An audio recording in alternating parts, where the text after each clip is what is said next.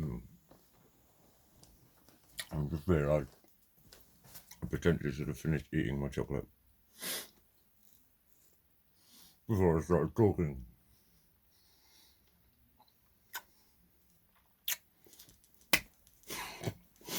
But no fucking matter. Wow. Well, so in a way, my premonitions are working well. Because I must have been nishing hard. I was nishing. Babes, I'm nishing. I'm nishing hard, babes.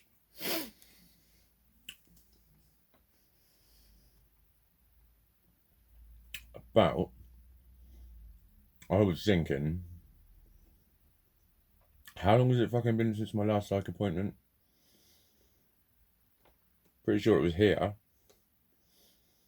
But I was thinking it can't be 3 months. I thought it was after Christmas. I don't know. But then 3 months can go by without me thinking it's about a month or something. Anyway, at like fucking 9 o'clock, 9:15 or something this morning, the phone went. I recognised the number. I was like, oh, fucking hell, I bet it is. And I answered it. It's Dr. Bloopity. Like, it wasn't quite as bad this time, but it's like I told him a lot of shit. I didn't tell him a lot of shit because of the stuff he said last time, but I was quite a lot more open with him about how, like, you've got to be really firm with him. He will just sound like someone from society. Well, isn't it just this? Isn't it just that? Isn't everyone going through this? He always does that. Always tries to deconstruct you. You have to learn this. You have to not shout. You have to accept and state and go, I understand that, however. And you get there. But like the upshot of it was that he said, fucking keep being you. I'm like, that's what you lot fucking say, and I never understand it. It's like, I can't, what am I going to do? I'm going to be someone else. Yes. Well, at the moment, there's all sorts of hilarious jokes, isn't there? You could call me Hillary and everything. It's probably because I said hilarious. I did wonder why I just said Hillary. Hillary, hilarious Hillary. I'm hilarious Hillary. Hello, I'm hilarious Hillary.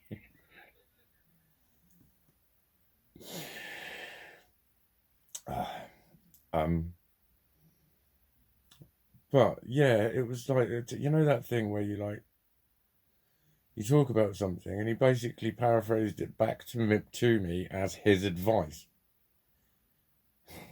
Not even lying. I talked about like the post that I wrote a while ago where I was celebrating my little victories, as I call it. And it was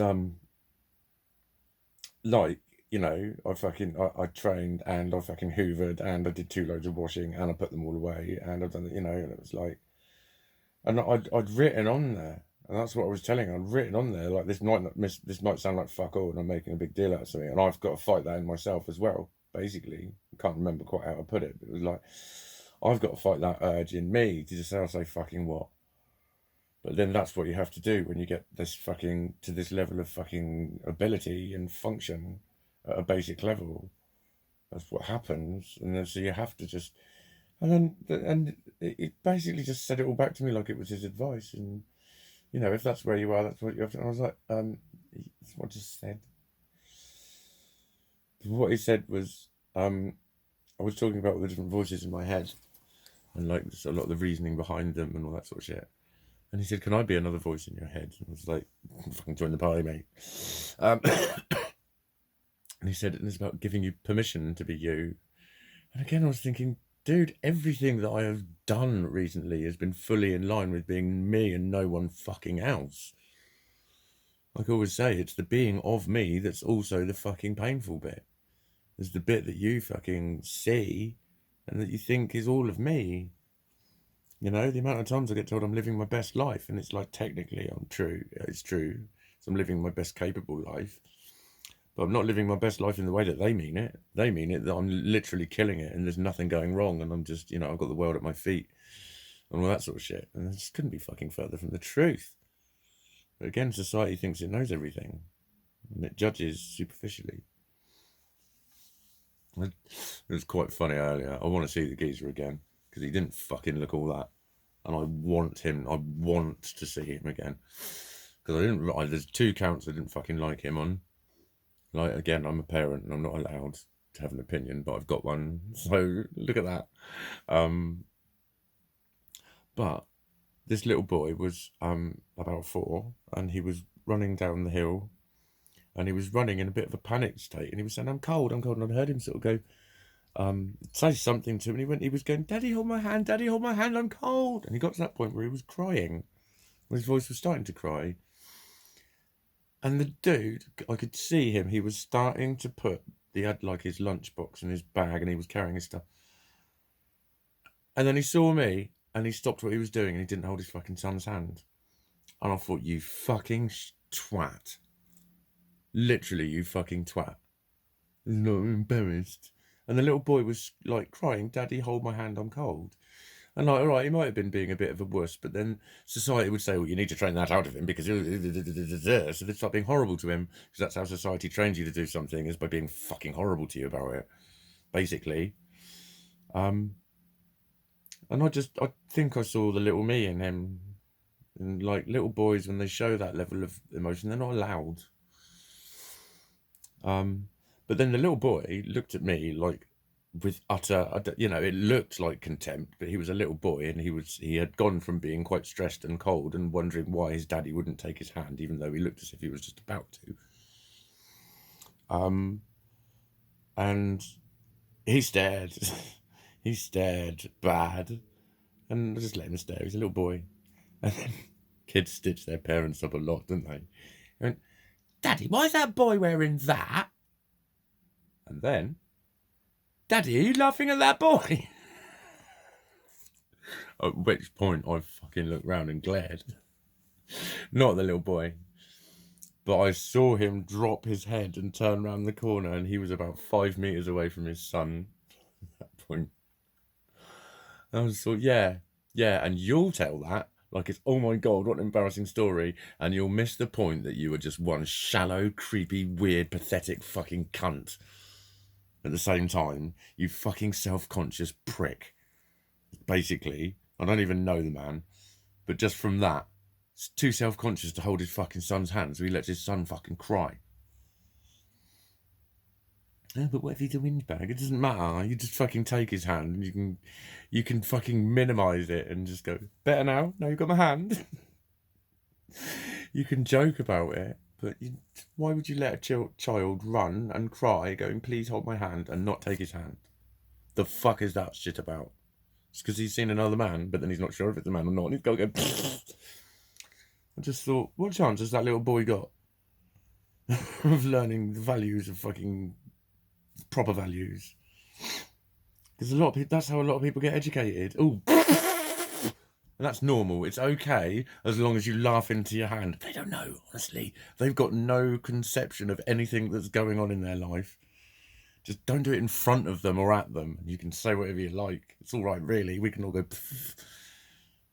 And so many of you like that. So many of you are like that. And it makes a person like me just not trust you. Just not trust anyone. Because I think, yeah, you're just really good, aren't you? You're just really good at faking it. I never trust people when I watch how well they can fake it sometimes. When I know it's someone they hate and they're being really charming to them. I'm like, oh, I couldn't do it. I can't do it. If I fucking hate someone, I can't fucking want to fucking sit next to them. Simple. Just tell them to fuck off. Don't like. I have said that to people. So, look, I just don't like you. I don't want to talk to you. It's like, it's respectful. I think it's respectful. You'd say that's rude. Like, well, it's stupid to talk to people that you don't like. But you will do it because apparently it's polite. No, it's rude. Because they know when you don't like them. They can tell. Hello, Mr. Lickington self. Hello, little shockety boos. He's still not right, are you? No. Still not eating very well. He's got the vet tomorrow, though. Just a down again, aren't you? He's very cuddly. bit of solidity in his poo-poos today. But he's like spending a lot of time sleeping. You went out for a bit today, didn't you? But he's basically just wants to sit here. Have we eaten our food from earlier? Not quite. So it's like not even a pouch today, and it's fucking out 4:30. Not even a pouch. It was like 1.5 pouches the other morning by like half hour after getting out of bed or something. So yeah, low diet, isn't it? Low diet, drinking lots of water though, aren't we? You know how to look after yourself, don't you? And Daddy knows how to go and get your teeth cleaned, so we're doing that tomorrow. Fucking hell. How late is it today? Oh, I might need to do another one. I think I need to do another. Yeah, let's do another one. Otherwise, this will run into about 16 minutes and it won't really have much. Really worth saying. So yeah, I'll just wrap this one up right here and blow your little kid. Oh, sorry. Blow your fucking kiss bites. I'll see you later.